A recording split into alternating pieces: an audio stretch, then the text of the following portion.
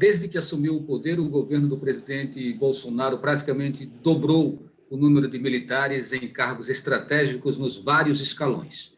Generais ocupam posição de destaque não apenas na pasta específica, como é o caso da defesa. Um exemplo é o general Pazuello, que exerceu o Ministério da Saúde em plena pandemia, numa situação em que já passamos de 330 mil pessoas falecidas. Para falar sobre militarização do governo, recebemos de forma remota o cientista político e pesquisador da Fundação Joaquim Nabuco, Túlio Velho Barreto. Lembramos que o programa Opinião Pernambuco, este e todos os outros, são exibidos também nas rádios Universitária FM 99.9 MHz e na Rádio Universitária AM 820 kHz. Seja bem-vindo, Túlio. Vamos conversar um pouco sobre esse assunto tão delicado, né? Os militares exercem cada vez mais o poder no governo. Em que medida isso acentua no país um ambiente de medo, ameaça de golpe e põe em risco a nossa democracia? Obrigado, Valdir, pelo convite. É um prazer estar aqui mais uma vez com vocês na Opinião Pernambuco. Então, o que ocorre é que nos últimos anos, ainda no governo Michel Temer, mas com outra dimensão, evidentemente, porque é importante que a gente lembre que desde que foi criado o Ministério da Defesa, o primeiro militar que assumiu o Ministério da Defesa foi exatamente no governo Michel Temer. Até então, como é praxe, tradição nas democracias, democracias consolidadas ou países que têm uma cultura democrática acentuada, democracias mais longevas, né, mundo afora, o Ministério da Defesa é um ministério que é ocupado por um civil, né, e abaixo desse civil, que faz parte, portanto, da gestão pública federal, estão os três comandantes, né, o comandante do Exército, da Aeronáutica e o comandante da Marinha. No governo Michel Temer, dado até as suas características, né, resultou do afastamento da então presidente Dilma Rousseff, naquele contexto lá de 2016, o Michel Temer nomeou já um militar para dirigir o Ministério da Defesa. Então, a partir dali se abriu, do ponto de vista da ocupação dos cargos nesse nível federal, essa possibilidade de militares, né, que são treinados, formados para outra atividade, que não a política, virem a ocupar cargos dentro da administração pública. Com a candidatura de um ex-capitão do Exército, né, como Jair Bolsonaro, junto com um general da reserva, né, o caso Hamilton Mourão, ficou mais evidenciada a politização na área militar. Então, é isso que a gente tem. Por um lado, a militarização da política e outro é a politização das Forças Armadas, porque, enfim, termina se incorporando. Então, se cria todo esse clima, que é um clima da evidência de o quanto as Forças Armadas não só mais tutelam, né, politicamente os civis e a gestão pública federal, mas tem realmente o exercício do poder. E aí é evidente que se o segmento no nível federal que tem o monopólio da força, do uso da força, das armas, isso cria um clima bastante negativo do ponto de vista do jogo político, que deve ser, e é assim nas democracias, jogado, vamos dizer dessa forma, por atores civis. E os militares tratam das suas especificidades. Em última instância, a sua grande missão, o grande objetivo de existir Forças Armadas é a defesa das fronteiras nacionais contra qualquer possibilidade de invasão ou de ataque por agentes internacionais, e não voltado para dentro, muito menos envolvido com a política. Então, é nesse contexto que se cria todo esse clima. Vai ter golpe, não tem golpe, a crise política deixa de ser simplesmente uma crise política e passa a ser uma crise que envolve aí a possibilidade até de retrocesso no âmbito do Estado Democrático de Direito. Mesmo com essa explanação que você fez sobre o fato que a parte da defesa dever estar com o civil, ela estava sendo ocupada por um general, o Fernando Azevedo, e ainda assim não foi suficiente para o governo atual, né? E o que se alega é que Fernando Azevedo teria dito que trata as Forças Armadas como instituição de Estado e não instituição de governo. Ou seja, me parece que ele tocou numa ferida e acabou sendo demitido, sendo exonerado, e entrou um outro general, que é Braga Neto. Né? Braga Neto, que estava na Casa Civil, então ele vai para a pasta da defesa. Isso é um indicativo de quê, na verdade, Júlio Velho Barreto? Veja bem, você até lembrou, né? O Walter Braga Neto, ele estava na Casa Civil, um general. Então, aí já mostra o tamanho do paradoxo que nós temos. A pessoa responsável pela Casa Civil é exatamente o militar. Então, isso também é outra aberração, vamos dizer, na configuração desse governo. Veja bem, Valdir, é fato, né? É fato que há uma crise aí no relacionamento entre o presidente da República e segmentos das Forças Armadas. Quer dizer, talvez seja exagero falar em crise, mas há uma certa área de atrito, né? Agora, e por isso que houve essa mudança, uma acomodação para que o presidente da República tivesse pessoas, vamos dizer, mais afeitas às determinações dele, ou mais flexíveis a agirem da forma como o presidente da República assim deseja. Então, e quer, né, o que seja, né? Então, isso mostra que houve um momento de atrito, né? O que se fala mesmo o fato de o ministro da Defesa, então Azevedo Silva, o general Fernando Azevedo Silva, não ter se posicionado claramente com relação ao caso do Supremo Tribunal Federal, que anulou, né, as condenações do ex-presidente Lula e ainda considerou Moro, o ex-ministro Moro, suspeito, né? Se levantou a suspeição dele.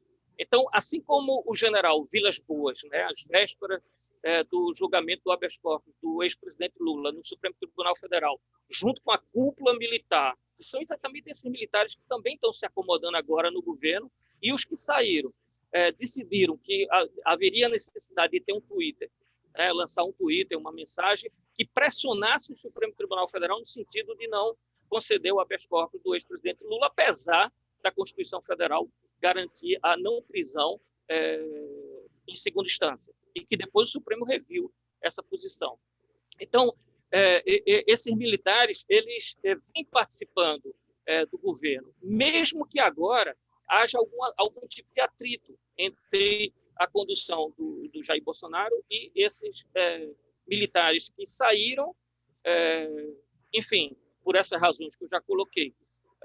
Mas a gente não pode pensar que, por essa razão, as forças militares, esses novos gestores, né, das três forças, e o ministro da Defesa, o novo ministro da Defesa, esses são os que vão garantir a ordem democrática, o Estado democrático de direito. Nem aqueles que saíram, porque todos estiveram ou estão envolvidos plenamente com o governo Jair Bolsonaro.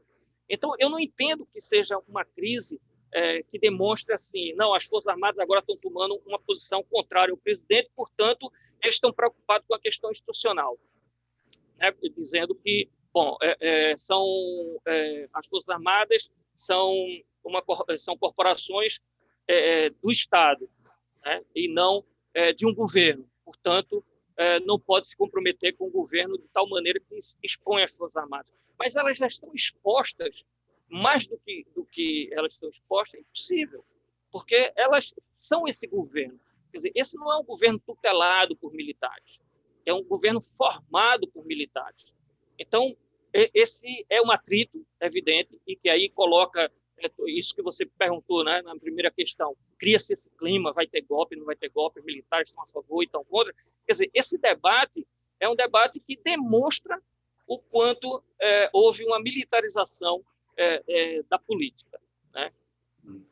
Quando o presidente Bolsonaro fala meu exército não vai obrigar o povo a ficar em casa.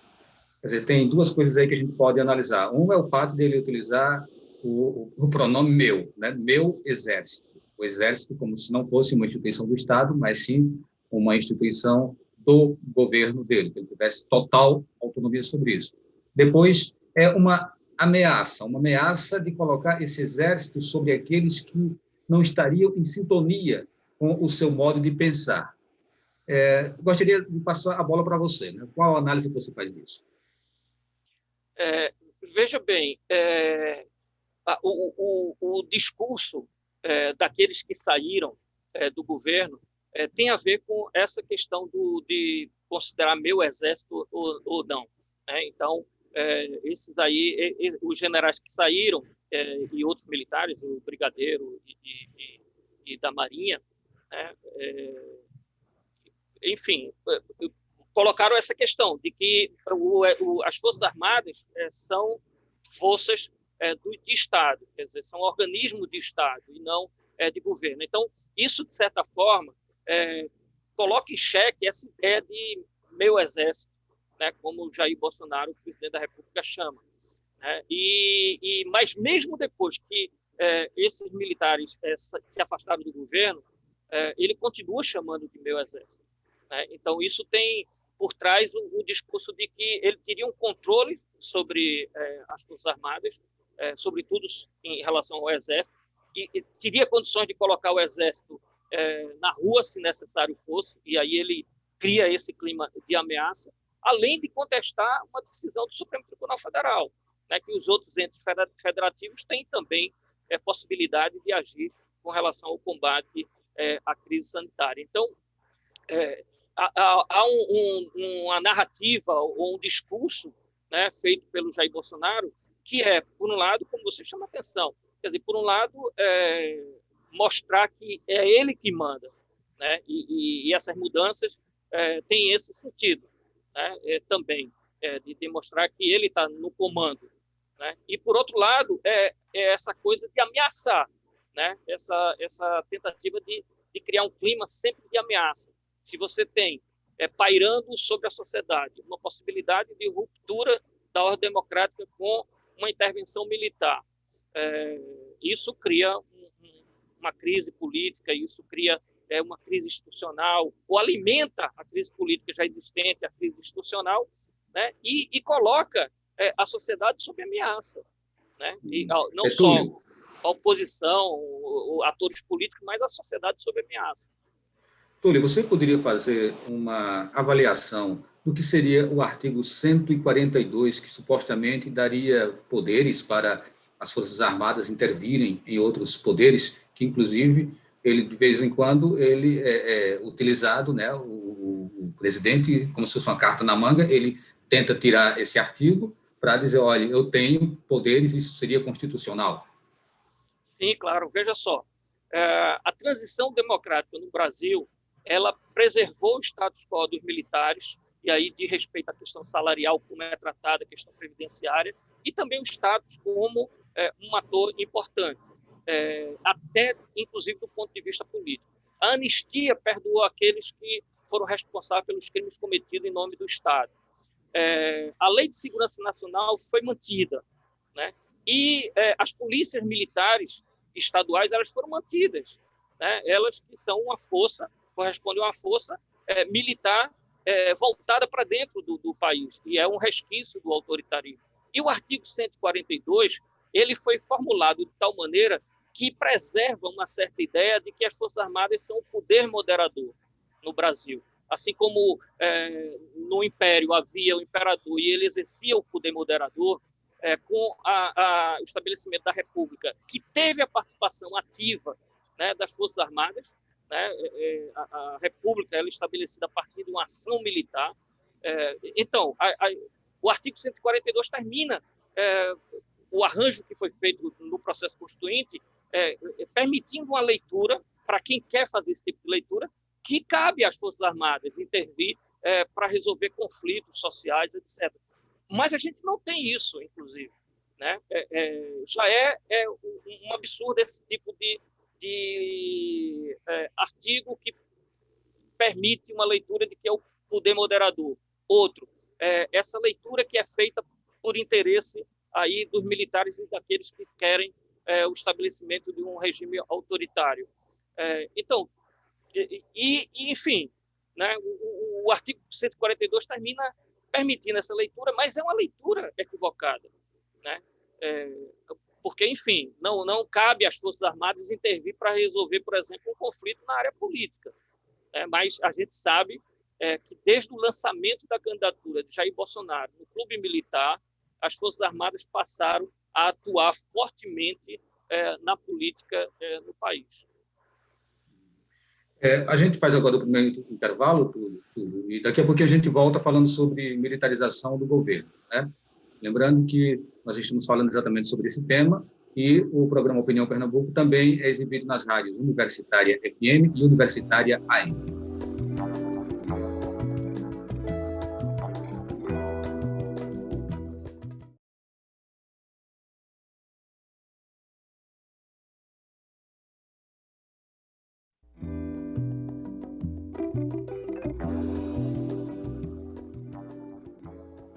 Estamos de volta com o programa Opinião Pernambuco, conversando com Túlio Velho Barreto, que é cientista político e pesquisador da Fundação Joaquim Nabuco. Nosso tema, militarização do governo. Professor Túlio Velho Barreto, o ex-comandante do Exército, Vilas Boas, ele mandou um recado para o STF às vésperas do julgamento que acabou colocando Lula na prisão. De certa forma, como se fosse, olha, ele tem que ir para a prisão. Né? E o ministro, na época, me parece que ele deve ter levado esse texto para os seus pares. E o fato é que Lula foi mesmo para a cadeia e ficou fora do páreo, e o atual presidente ele conseguiu se eleger. Bom, pelo menos essa é uma interpretação que é feita por alguns analistas políticos e algumas insinuações, inclusive, de jornalistas, como eu estou fazendo agora. Né? Então, assim, eu queria que você trouxesse a sua versão sobre isso. O que, de fato, aconteceu e quais os reflexos disso? Então, Valdir, eu concordo com essa análise que aponta ali uma intervenção direta das Forças Armadas, né? Mas, recentemente, nós tivemos a informação de que não foi uma iniciativa isolada do general Vilas Boas, né? Mas que, na verdade, refletiu um posicionamento do comando militar, que teve a oportunidade até de discutir e definir qual o teor da mensagem que seria lançada. E foi lançada aí através do Twitter, o que já demonstra uma participação dos militares na vida política nacional. Né? Essa aberração que nós temos aqui, se a gente considera o Brasil um Estado democrático de direito. Porque, enfim, vai um comandante militar colocar uma mensagem nas redes sociais se posicionando com relação a algo que deve ser definido entre os ministros do Supremo Tribunal Federal, que deve observar não a vontade dos militares, não o humor dos militares, né? Assim como também não dos políticos, mas, enfim, deve julgar à luz da Constituição. A Suprema Corte para preservar a Constituição de 1988. E o que aconteceu naquela ocasião foi, de fato, uma pressão sobre o Supremo. O voto da ministra Rosa Weber ela deixa muito claro para todos nós o que aconteceu. Eu vou lembrar que, na ocasião, ela, ao dar o voto, ela disse que não estava votando com as convicções dela, mas votava pelo movimento da maioria do Supremo Tribunal Federal, quando, na verdade, ela não foi o último voto. Né? Então, o que ela sabia era dos bastidores, né, ali entre os ministros, que a prisão de Lula, o habeas corpus seria negado. Né? E ela votou, ela disse claramente que votava contra as convicções e que o voto dela não significava um voto definitivo com relação a se alguém pode ser preso porque foi julgado em segunda instância, né? O que contradiz a Constituição Federal. Então, ela deixou claro. E aquilo mostra bem qual o papel que os militares já jogavam naquela ocasião, né? Porque, enfim, foi decisivo para o processo eleitoral de 2018. Né? O afastamento em definitivo do ex-presidente Lula da disputa eleitoral e depois por tudo que vazou da Lava Jato, né? A suspeição final do ex-juiz Sérgio Moro mostra claramente, né, o que tipo de articulação havia naquele momento para impedir a participação do ex-presidente Lula. E os militares aí tiveram uma participação ativa, né? Como ator político, coisa que não deveria ser. né? Enfim, a política ela é um campo próprio para atuação de civis, né? É evidente que militares eventualmente podem participar do processo eleitoral, disputar, né? Como até ocorreu com o ex-capitão Jair Bolsonaro, o general da reserva Hamilton Mourão. Mas interferir no jogo político, né, é algo que extrapola o papel das Forças Armadas. É por isso que eu chamo a atenção. Qualquer que seja o posicionamento que agora militares tomem com relação ao governo Jair Bolsonaro, não significa que está havendo um retrocesso da participação militar na política ou da militarização na política. Você imagina o seguinte: nós temos se estima em torno de 4 mil, entre 4 mil e 6 mil militares participando da gestão pública. A gente tem mais de 1/3 de militares participando dos ministérios. Imagina se há uma decisão agora do representante das Forças Armadas ou pessoas dos quadros das Forças Armadas saírem do governo. Isso vai criar uma crise enorme. Não que isso não deva acontecer, ou não devesse acontecer, mas isso dá a dimensão da participação, da ingerência dos militares como um ator político. Vamos analisar o caso do general Pazuello. Eu li alguma coisa que ele teria sido, antes de uma indicação do presidente Bolsonaro, ele teria sido uma indicação das próprias Forças Armadas, ou seja, o nome dele teria sido discutido e ele teria sido oferecido como essa possibilidade. Mas era um general do Exército dentro de uma pasta que é uma pasta muito técnica, que inclusive não tinha nada a ver com a área dele. Ele é da área de logística e uma pasta da saúde, num momento tão delicado como o da pandemia, né? E assim, foi exatamente ainda quando ele estava presidente que a gente ultrapassou 300 mil mortes aqui no Brasil. Então, eu gostaria que você analisasse essas escolhas, elas devem ter o aval do Exército ou eles têm uma autonomia, cada militar tem autonomia para simplesmente eu vou para ali ou vou para ali, de acordo com a solicitação, com o pedido que seja feito pelo presidente? No caso do Pazuello, Eduardo Pazuello, ele é um general da ativa. Então, foi um complicador a mais na participação dos militares no governo, né? Porque, enfim, um militar da reserva, ele tem essa possibilidade de ter uma participação que independe de uma decisão, não fere, né, o que estabelece lá as regras internas, as normas das Forças Armadas. No caso do Pazuello, criou, inclusive, uma certa dificuldade, né, de relacionamento com outros generais. O que ocorre é que tem generais que, por exemplo, apoiaram a ida do Pazuello para o Ministério e tem generais que achavam que ele não deveria ir, ou deveria ir se passasse para a reserva, né? Então, aconteceu isso. E mostrou que a incompetência completa dele em administrar a crise sanitária. Por quê? A escolha dele foi uma escolha que fez com que o ministro da Saúde fosse o Jair Bolsonaro, né? Diferentemente dos outros ministros, que apesar de alinhados politicamente com o Jair Bolsonaro, eram da área médica, e aí se criava atritos porque não se comportava desse jeito. Então, a gestão ali foi mais um fracasso que deve ser colocado na conta dos militares. Assim como eu gostaria de lembrar o caso da intervenção no Rio de Janeiro, né? Quem comandou a intervenção no Rio de Janeiro foi Braga Neto, né, que é uma figura importantíssima no governo Jair Bolsonaro. Agora, ele assume o Ministério da Defesa, ele vai ser o comandante das 3 armas. Né? E a intervenção no Rio de Janeiro foi um fracasso. A intervenção foi feita no governo Michel Temer para pacificar o Rio de Janeiro, estabelecer um certo controle ali. E aí parecia ser uma missão militar, né? Apesar da intervenção interna